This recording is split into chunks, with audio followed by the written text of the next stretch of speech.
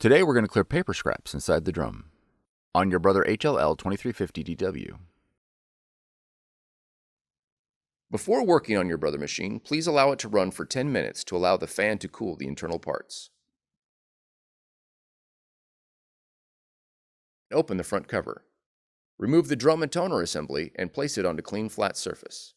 Placing scrap paper under your drum and toner is recommended. Next, remove the toner cartridge from the drum unit by pressing the green lock lever. Carefully examine the drum for obstructions, such as labels, tape, or ripped paper. Remove any obstructions found. Be careful not to touch the drum rollers during this process, as this can cause print quality problems. Then reinstall the toner cartridge into the drum unit. Listen for the cartridge to lock into place. Next, reinstall the drum and toner assembly into the machine and close the front cover.